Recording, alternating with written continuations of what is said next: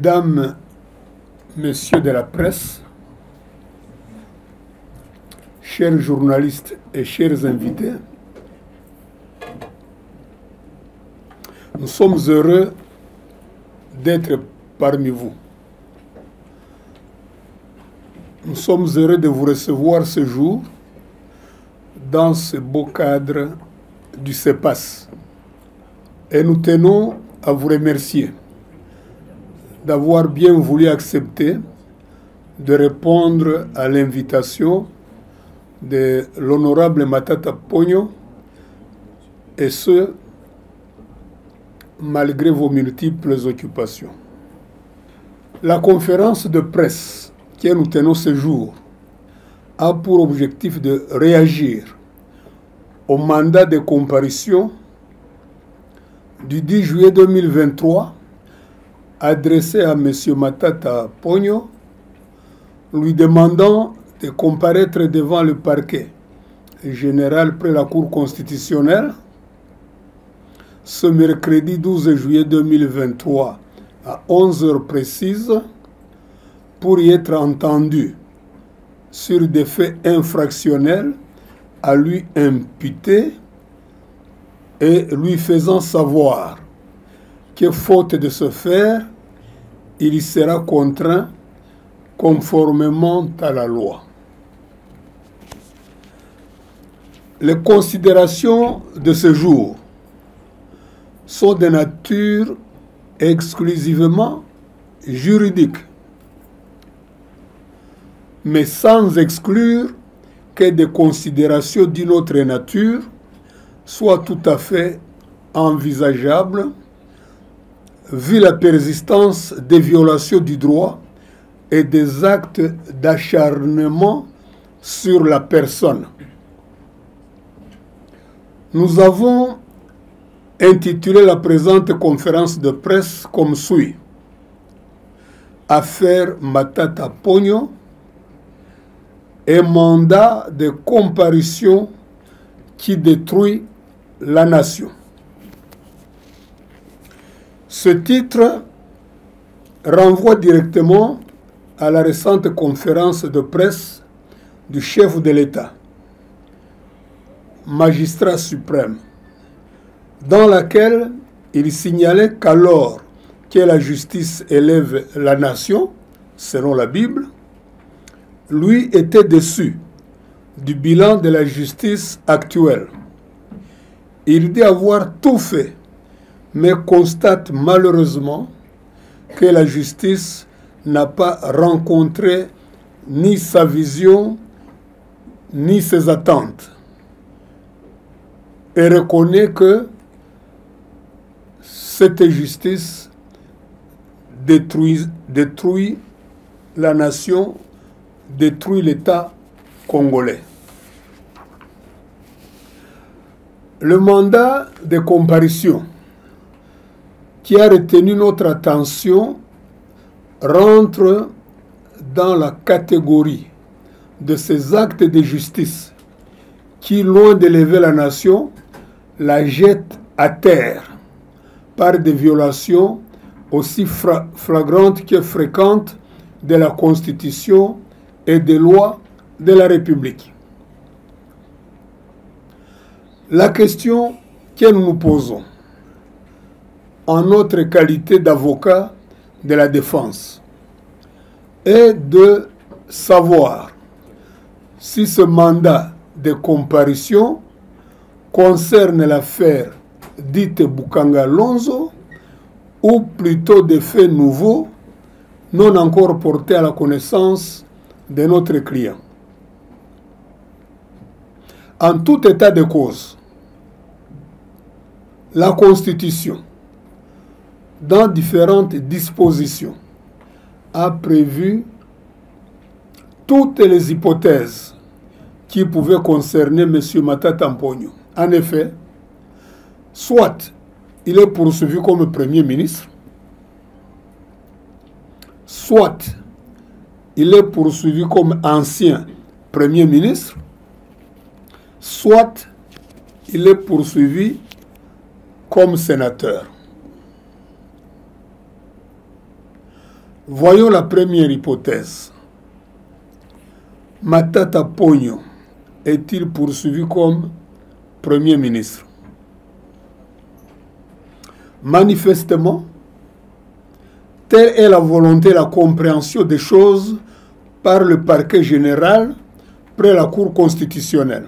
En effet, la Cour constitutionnelle n'a de compétences pénales qu'à l'égard du chef de l'État et du Premier ministre dans les cas et conditions prévus par la Constitution.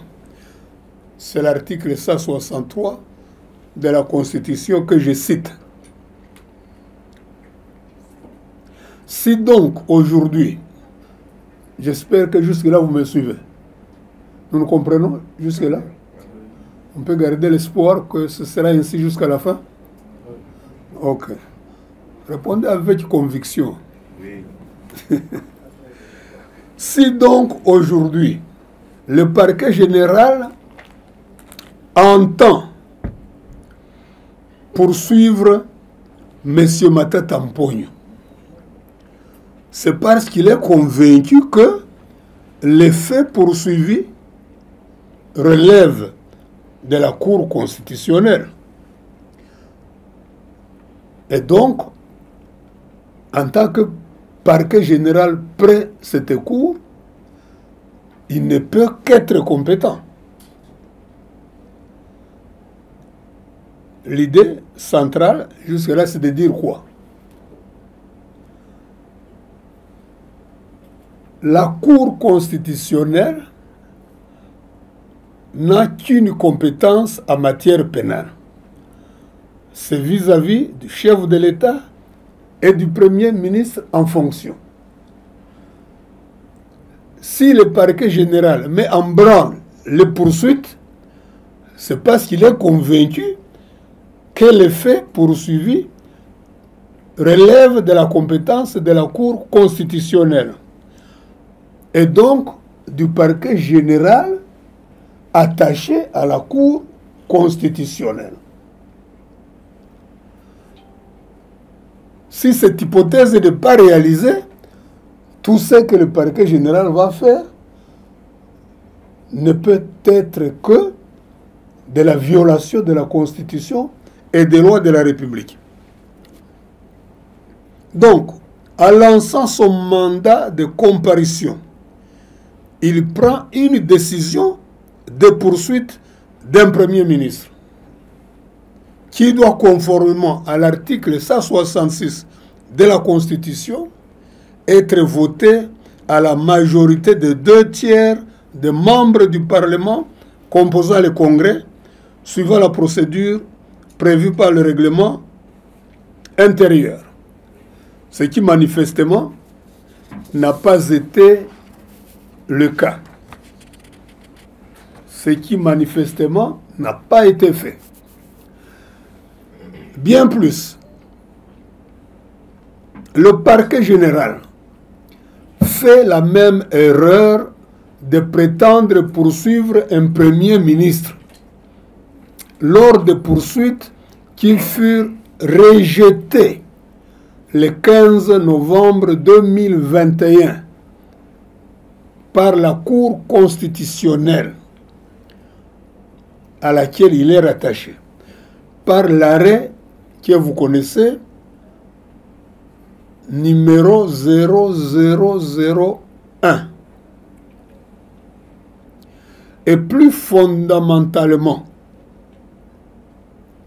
s'il s'agit de Bukanga Lonzo, la Cour constitutionnelle siégeant en matière répressive en premier et dernier ressort, c'est-à-dire sans possibilité d'une quelconque voie de recours, rendit l'arrêt RP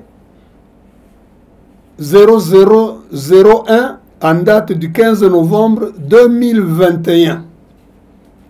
Le ministère public entendu, qui a déclaré recevable et fondé l'exception d'incompétence et s'est déclaré en conséquence incompétente à connaître des poursuites contre notre client.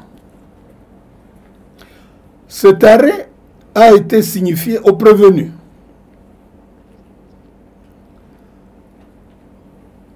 au ministère public, au président de la République, au président de l'Assemblée nationale, au président du Sénat, ainsi qu'au Premier ministre. Et il a été exécuté. Cet arrêt, avait dit la Cour, devait être publié au journal officiel de la République démocratique du Congo, ainsi qu'au bulletin des arrêts de la Cour constitutionnelle. Cet arrêt, conformément à l'article 168 de la Constitution, n'est susceptible d'aucun recours et était immédiatement, en d'autres termes, sans délai, exécutoire, obligatoire et s'imposant au pouvoir public, à toutes les autorités administratives et juridictionnelles, civiles et militaires, y compris donc le parquet général près la Cour constitutionnelle. Ces mêmes arrêts s'imposent aux particuliers. Ce sont les termes de la Constitution. Ce ne sont pas les termes du professeur.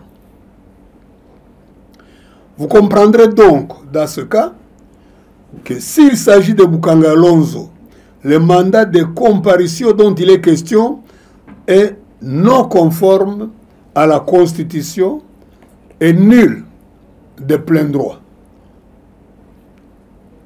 Et s'il s'agit de faits nouveaux, ils subiront le même sort, car la Cour constitutionnelle se déclarera incompétente à l'égard d'un ancien Premier ministre poursuivi sur base des dispositions qui ne sont applicables qu'au Premier ministre en fonction.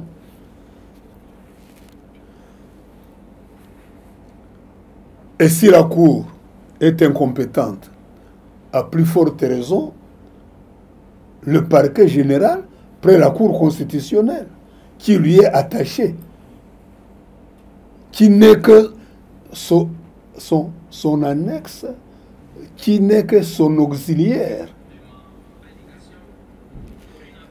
Ça, c'est l'hypothèse dans laquelle se trouve aujourd'hui le parquet général près la Cour constitutionnelle. Il ne peut légitimement justifier son action qu'en justifiant qu'il exerce sa compétence, la seule que la Constitution lui a donnée, à savoir être l'autorité pénale compétente vis-à-vis des actes posés par le président de la République et le Premier ministre en fonction.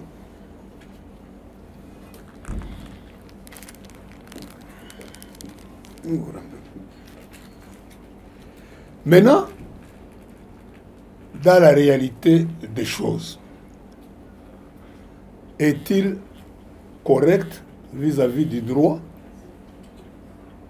de se comporter comme s'il avait affaire à un Premier ministre, tout en sachant que ce Premier ministre n'est plus en fonction depuis 2016. Ici, je ne dois pas citer la loi, c'est des notoriétés publiques. La deuxième hypothèse que j'ai envisagée, c'est de dire Matata Mponyo est poursuivi comme ancien Premier ministre. La Constitution n'a pas prévu ce cas d'un ancien Premier ministre qui serait poursuivi pour les infractions énumérées et définies aux articles 164 et 165 de la Constitution commises dans l'exercice ou à l'occasion de l'exercice de ses fonctions. Et l'arrêt RP 0001 de la Cour constitutionnelle va dans ce sens et j'ouvre les guillemets. Elle précise que l'exigence du principe de la légalité concerne aussi la procédure. Ce qui revient à dire que ce principe exige que la procédure pénale à appliquer contre un justiciable devant les juridictions doit être celle expressément prévue par les textes constitutionnels et législatifs en vigueur. De même, il n'y a pas de juge ou de juridiction sans loi. Ce qui veut dire qu'une personne ne peut être poursuivie que devant une juridiction préalablement connue dans un texte de loi. Il s'agit là, c'est toujours la Cour qui continue, d'un principe constitutionnellement garanti par l'article 17 alinéa 2 de la Constitution. Dès lors, si le mandat de comparution concerne Boukangalonzo, il est nul et de nul effet. Et s'il concerne des infractions nouvelles commises dans l'exercice ou à l'occasion de l'exercice de ses fonctions, la Cour constitutionnelle n'y a aucun égard, conformément à la Constitution et à sa propre jurisprudence. Ainsi, le mandat de comparution sera déclaré émané d'un parquet général qui n'en a pas la compétence. Par contre, la Constitution a prévu le cas des infractions commises par un Premier ministre en dehors de l'exercice de ses fonctions et pour lesquelles les poursuites et la prescription sont suspendues jusqu'à l'expiration de son mandat. Ces infractions, dit la loi organique, relèvent de la juridiction de droit commun. Et la Cour constitutionnelle, ainsi que le parquet y attaché, sont incompétents. La juridiction compétente étant celle de droit commun, dit la loi organique portant organisation et fonctionnement de la Cour constitutionnelle en son article 108, alinéa 3.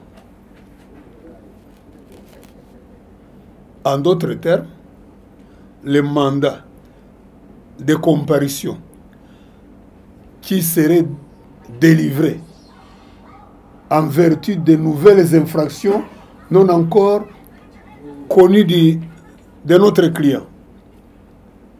Ce mandat-là serait anticonstitutionnel et illégal parce que l'ancien Premier ministre ne relèverait dans ce cas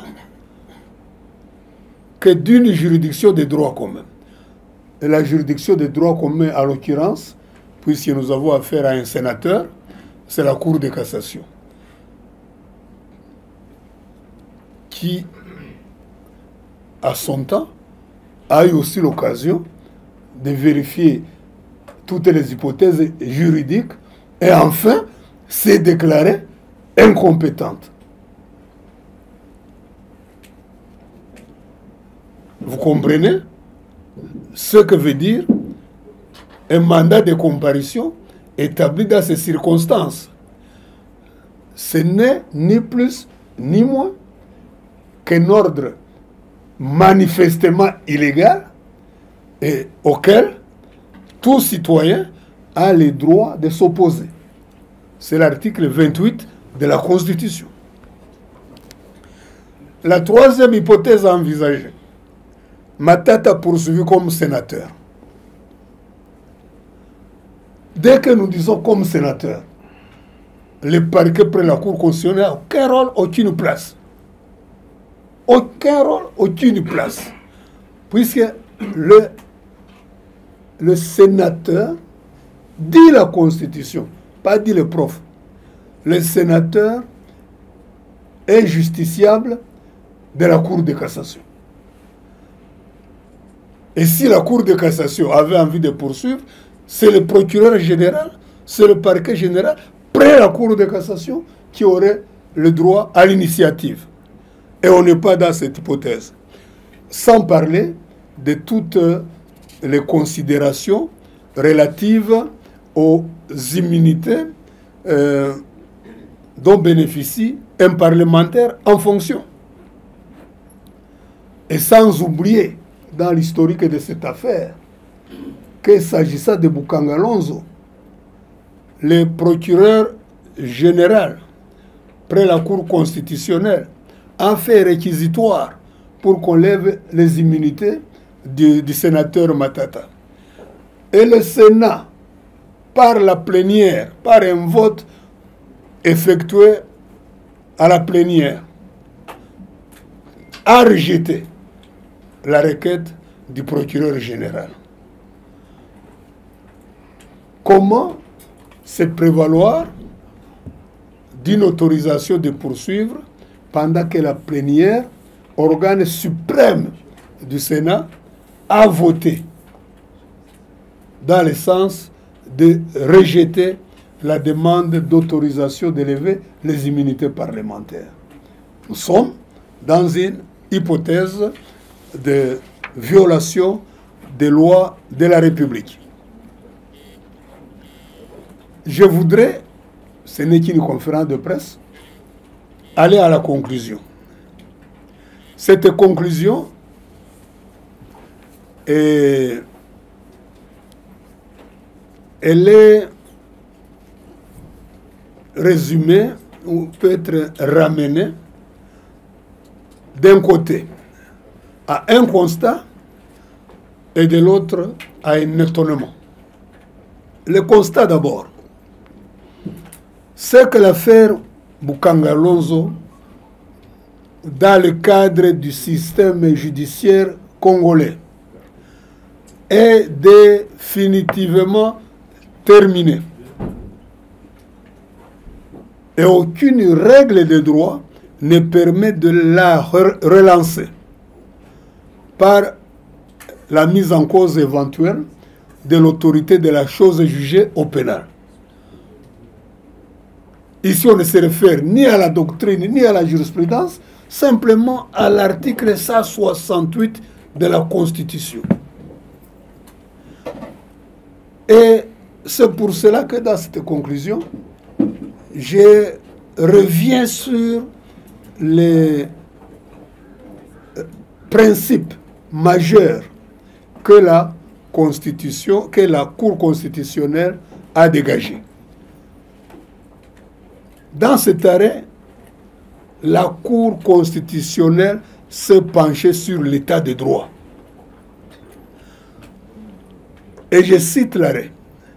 Dans le contexte congolais, la Constitution garantit, tant dans son préambule que dans son dispositif, entre autres valeurs, l'état de droit, la démocratie pluraliste et les droits humains. Il est évident, dit la Cour constitutionnelle, dans un arrêt supplémentaire du 22 juillet 2022, que les constituants n'a pas entendu laisser le champ libre aux organes juridictionnels, y compris le parquet général près la Cour constitutionnelle, de porter atteinte aux valeurs fondamentales de l'État moderne, telles que garanties par la Constitution de la République. Et la Cour, comme garde-frontière, a été instituée pour placer les digues afin d'éviter les débordements dans l'œuvre normative de toute autorité publique. À ce titre, elle est un instrument de réalisation et de garantie de l'état de droit, le dernier rempart, l'ultima ratio pour la préservation de l'état de droit qui emporte la soumission de tous,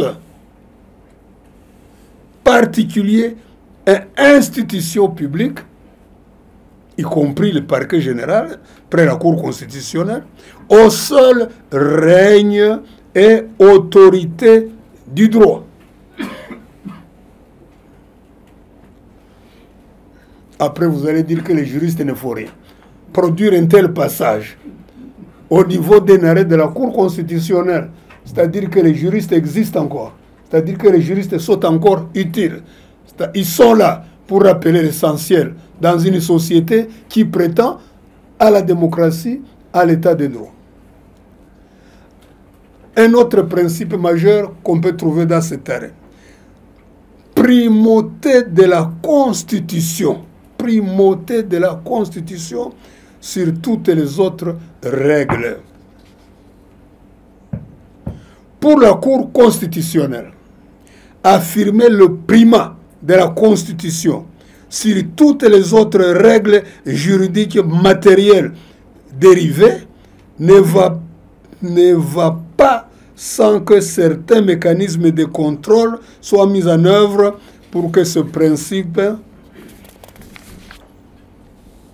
de suprématie de la loi fondamentale ne demeure pas lettre morte. Et la Cour, pour affirmer le principe de la légalité. Nous sommes en matière pénale. Ici, le principe de la légalité, mes jeunes confrères juristes sont là pour l'affirmer ou le confirmer. La légalité est un principe majeur de la justice pénale. Lorsque le constituant dit à la Cour constitutionnelle qu'elle est compétente en matière pénale pour le président de la République et le Premier ministre, ce n'est pas pour que la Cour constitutionnelle ou le parquet général près de cette Cour se mettent en situation de soustraire ces justiciables aux droits reconnus à tous les citoyens, à savoir qu'on ne peut retenir contre eux ni une infraction, ni une peine, ni une procédure, ni un juge que la loi n'a pas prévu. Et pour affirmer cette légalité, voici les termes de la Cour. La Cour précise que l'exigence du principe de la légalité concerne aussi la procédure, ce qui revient à dire que ce principe exige que la procédure pénale à appliquer contre un justiciable doit être celle expressément prévue par les textes constitutionnels et législatifs en vigueur. De même, il n'y a pas de juge ou de juridiction sans la loi, ce qui veut dire qu'une personne ne peut être poursuivie que devant une juridiction préalablement connue dans un texte de loi. Il s'agit là d'un principe constitutionnellement garanti par l'article 17 alinéa 2 de la Constitution. Cet article qui est dans notre Constitution, qui est la volonté de notre peuple, qui a adopté la Constitution par référendum, est très important est très claire. Nul ne peut être poursuivi, arrêté, détenu ou condamné qu'en vertu de la loi et dans les formes qu'elle prescrit. Lorsqu'après toutes ces violations des droits des citoyens, Matata Pogno, le parquet général, près la Cour constitutionnelle, lance un mandat de comparution. Lorsque le parquet général commet tant de violations par ce mandat de comparution, et que celui-ci se termine par la formule, s'il ne comparaît pas, sera contraint conformément à la loi. Mais la loi n'a jamais prévu qu'on peut contraindre quelqu'un dans des hypothèses qui ne le concernent pas. Donc, il n'y a aucune loi dans le cas d'espèce qui permettrait l'exercice d'une contrainte quelconque pour comparaître devant un parquet général près la Cour constitutionnelle. Il n'y a aucune loi. Donc, toute contrainte serait une violation de la Constitution, de la loi et une atteinte aux droits fondamentaux de la personne humaine. Et dans tous les cas,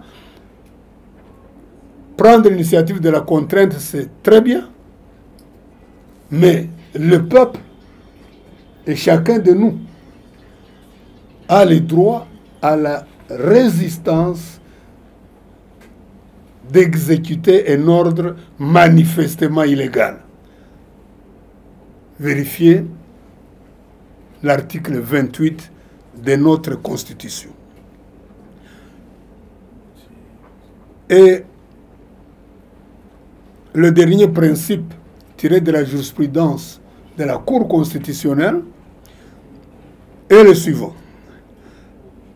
Principe de la compétence juridictionnelle d'attribution. Aucun parquet n'a le droit de circuler dans la rue à la recherche des compétences que la loi ne lui a pas données. Les recherches qu'un parquet doit effectuer, c'est dans le cadre de sa compétence. Aucun parquet ne peut dire, comme ces agissements, ces comportements n'ont été attribués à aucun juge, donc je m'en empare. Non. La Cour relève que la compétence juridictionnelle étant d'attribution. Le prévenu Matata, qui a cessé d'être Premier ministre en fonction au moment où les poursuites contre lui sont engagées, doit être poursuivi devant son juge naturel. Dans le cas d'espèce, c'est la cassation. De sorte que, autrement, il serait soustrait du juge que la Constitution et les lois lui assignent et sont en violation de l'article 19, alinéa 1er de la Constitution. C'était le dernier constat à travers une jurisprudence importante et récente. Le deuxième élément de ma conclusion, et qui est le dernier, c'est l'étonnement. L'étonnement. Notre étonnement porte sur le fait que certains hauts responsables de l'application de la loi font montre d'une témérité à nul autre pareil, quand il s'agit de violer ou de contourner la Constitution et la loi dans leurs dispositions les plus claires. C'est cela qui déçoit le chef de l'État. C'est cela qui rabaisse et détruit la nation. Heureusement, parce que l'espoir, l'espérance sont toujours permis. Et nous Nous sommes du côté de l'espérance. Nous sommes du côté de ceux-là qui pensent que la nation aura toujours les ressources nécessaires de résister, de se ressaisir et de conforter son état de droit. J'ai dit, je m'excuse de vous décevoir pour mon exposé très court, mais c'est pour vous donner aussi la chance de poser les questions que vous voulez poser. Je vous remercie.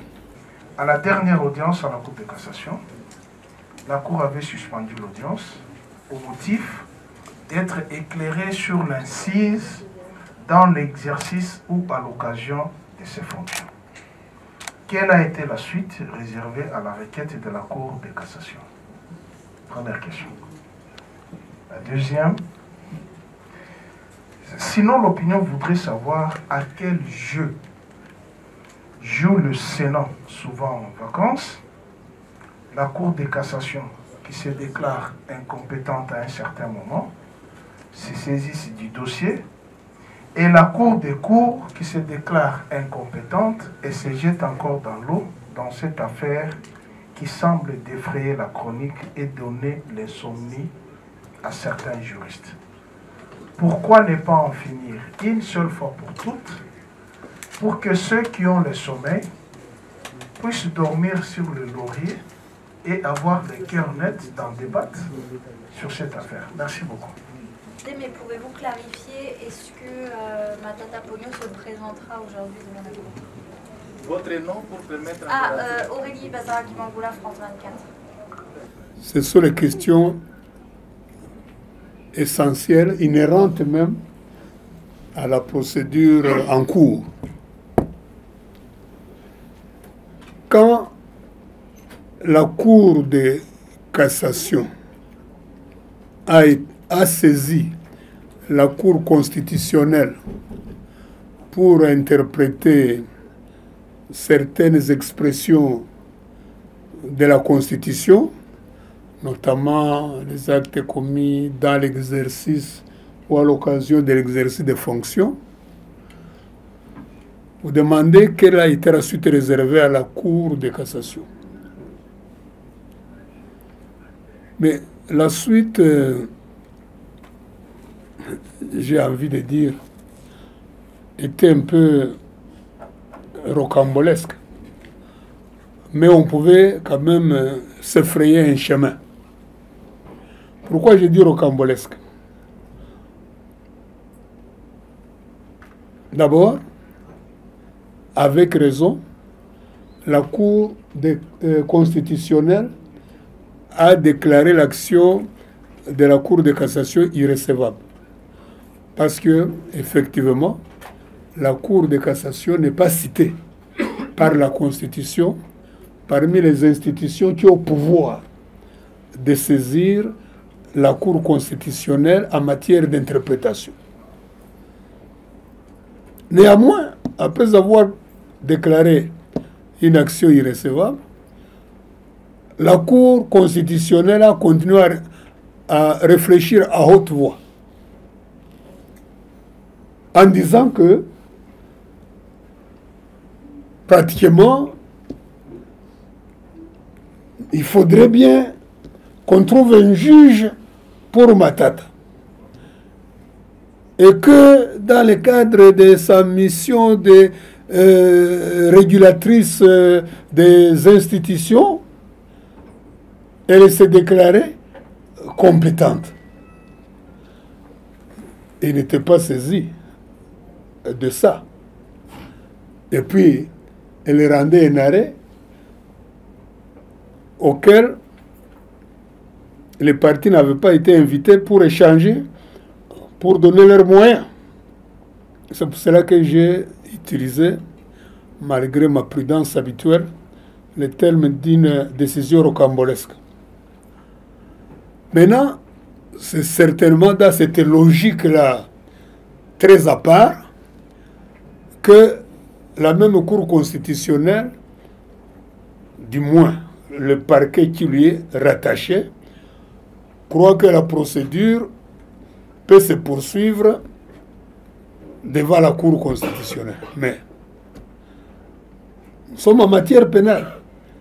Autant la Cour constitutionnelle a de la marge en d'autres matières, telles que les matières électorales, autant en matière pénale, elle doit prêcher par l'exemple et interpréter la Constitution et la loi quand il s'agit de questions pénales de manière toujours stricte, sans aucune tentative d'analogie ou d'extension. Donc voilà pour la première question. J'ai dit que ça s'est recoupé. Et effectivement, l'autre qui a posé la question de savoir pourquoi la Cour se jette à nouveau dans l'affaire, le rôle du Sénat. Non, le jeu. À quel jeu joue le Sénat? Ah, mais non. Ça, c'est une question adressée au Sénat, évidemment. Si j'avais été associé à son jeu, j'allais vous répondre. Mais ça, c'est le jeu du Sénat. Et la question regarde le Sénat. Donc, la Cour constitutionnelle se jette à nouveau dans l'affaire et à tort. À tort. Pourquoi? Parce que c'est déjà prononcé. Déjà dans la procédure pénale ordinaire, lorsque un magistrat ou un juge a déjà donné son avis dans une affaire, il ne peut plus réapparaître pour de nouveau participer aux délibérations et à la décision. Et souvenez-vous, dans la loi organique portant fonctionnement de la Cour constitutionnelle, plusieurs dispositions, je crois notamment l'article 109, rappelle que la Cour constitutionnelle en matière pénale suit la procédure des droits communs lorsqu'il n'y a pas de dispositions contraires dans la Constitution. Donc, il n'y a aucun argument, aucun, au niveau du droit, pour que la Cour se saisisse à nouveau, parce que ses propres arrêts même lui sont opposables. Lisez toujours ça, 68. Son arrêt du 15 novembre 2021 a mis fin à la procédure. A mis fin. Et l'article 168 dit, cet arrêt s'impose à tous, y compris même les juridictions, c'est-à-dire même à celle-là qui a rendu l'arrêt. Alors, ceux qui ont des connaissances approximatives du droit, ils vous disent que c'est un revirement de jurisprudence. Non. Les revirements de jurisprudence, c'est lorsque la Cour saisit d'un cas semblable à un autre qu'elle avait déjà tranché, décide de modifier la solution apportée au premier cas, à l'occasion de la deuxième affaire, pour faire avancer quoi?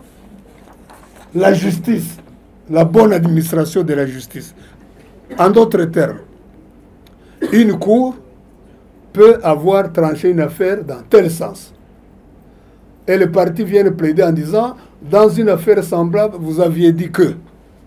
Mais en même temps, la cour, elle se rend compte que, ou c'était une erreur, ou les circonstances ont évolué, ont changé. Et dans ce cas, qui fait la cour? Elle peut opérer un revirement de jurisprudence qui n'affecte pas le premier arrêt. Parce que le premier arrêt définitif a déjà été exécuté, mais qui servira de référence dans des cas semblables futurs. C'est ça le revirement de la jurisprudence. Il n'y a pas de revirement de la jurisprudence dans la même affaire. Les juges ne peuvent pas se le permettre. Parce que, qu'est-ce qui se perdrait en premier lieu? Quelle est la valeur que nous perdrions dans ce cas? La sécurité juridique des citoyens, la sécurité juridique dans les affaires. Donc la Cour n'a aucun moyen juridique de revenir sur Boukangalos. Elle n'a aucun moyen juridique de revenir sur des faits nouveaux éventuels. Parce que, d'un côté, les faits qui sont dans la Constitution, les constituants ont toujours voulu qu'ils soient jugés pendant que les personnes poursuivies sont en fonction, exercent encore leur mandat. C'est son choix. Pour les autres infractions qui auraient été commises avant le mandat ou après le mandat, c'est le droit commun. La Cour constitutionnelle n'a aucune part. Vous entendez parfois les gens vous dire, donc Matata est impuni. Il n'est pas impuni. S'il vous vole ou vous tue aujourd'hui, il répondra devant la Cour de cassation tant qu'il est sénateur. Et s'il n'est plus sénateur, il répondra devant la grande instance, etc. Il n'y a pas d'impunité quelque part. Il n'y en a pas. Alors, comme je disais, peut-être j'ai déjà répondu à toutes les autres questions suivantes. Il y a une question pour savoir si Matata se présentera au parquet. Bien sûr que je suis son avocat, mais c'est à lui de poser la question, parce que moi, je ne fais que l'accompagner et l'assister et le défendre. La décision lui appartient. Lui appartient. Et s'il y allait, je l'accompagnerai, bien sûr, pour rappeler ce que je viens de vous dire, que c'est une procédure illégale. Laissez mon client tranquille.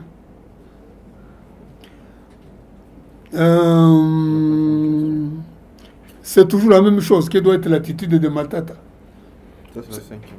C'est son attitude, c'est pas la mienne. Oui, c'est sur quoi? Tu as une question oubliée? La quatrième question, vous l'avez oubliée. C'est laquelle? Comment en finir avec ce dossier? Mais moi, je crois que ce n'est pas une question à poser. J'ai dit que le dossier est fini. Parce qu'il y a un arrêt de la Cour constitutionnelle pour lequel la Constitution n'a jamais prévu de recours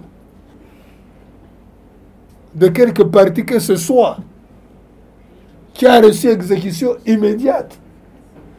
Je suis toujours troublé de voir comment nous obéissons plus facilement au code de la route qu'à la Constitution.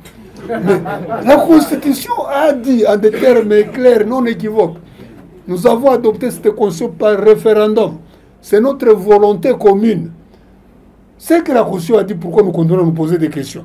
Est-ce que quand sur la route, on vous dit aller à gauche ou circuler à droite, vous dites je vais réfléchir, ou vous devez y aller spontanément? Il faut y aller spontanément. C'est la même chose pour la culture juridique que nous devons acquérir vis-à-vis de notre Constitution.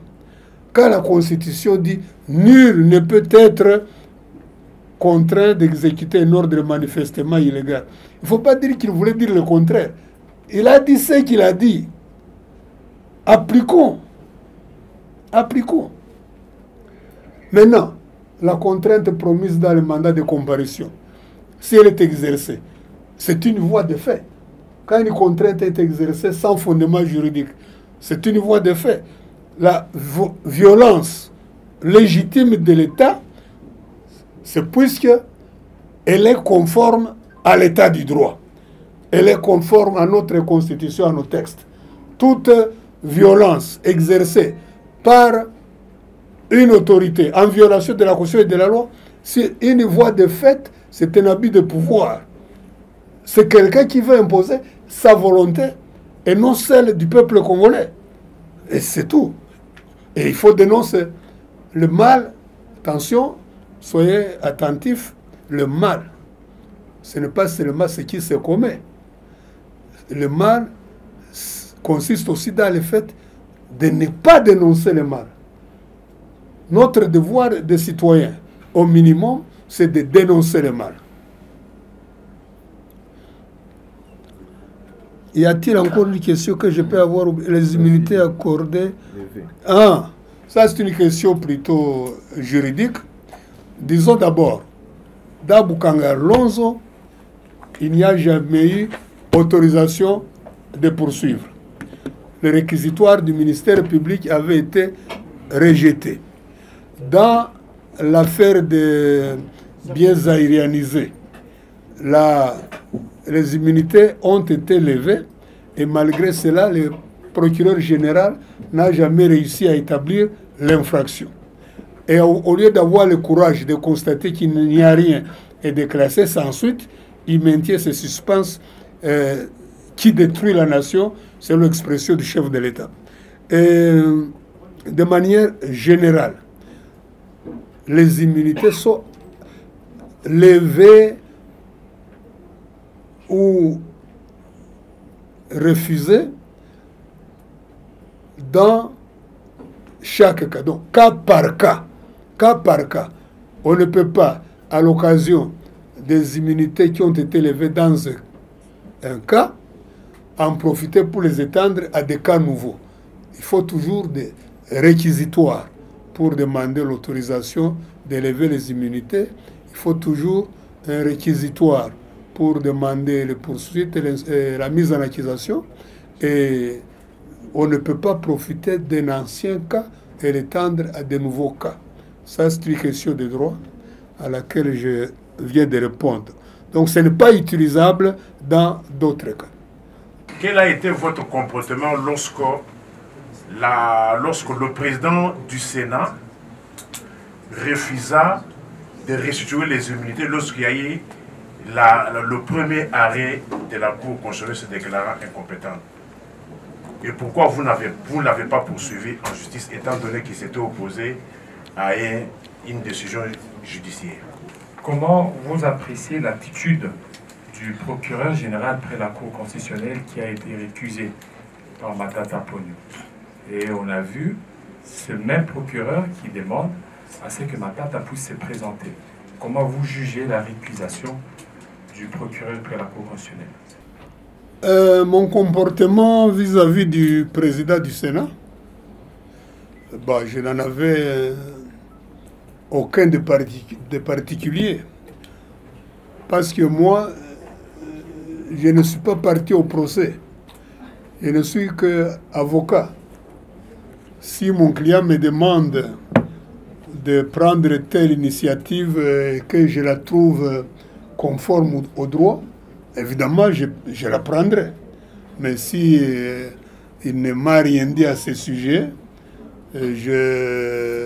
alors que la personne mise en cause, c'est plutôt son collègue qui est le mien, je n'ai rien à adopter comme comportement spécial. Donc, de moi-même, je ne pouvais pas agir en justice contre le président du Sénat. Maintenant, quant au comportement du PG, quand je dis parquet général ou procureur général, c'est synonyme. Donc, mon comportement est rendu à travers l'exposé que je viens de vous faire et à travers les réponses que je donne à vos questions. Quant à la possibilité d'une chaîne spécialisée pour jeunes anciens ministres, je rappelle que nous sommes en matière pénale et que, en matière pénale, la loi ne rétroagit pas, sauf si elle est favorable à l'accusé. Ainsi donc, même si une chambre spécialisée était créée, elle ne concernerait pas Matata. Voilà la réponse.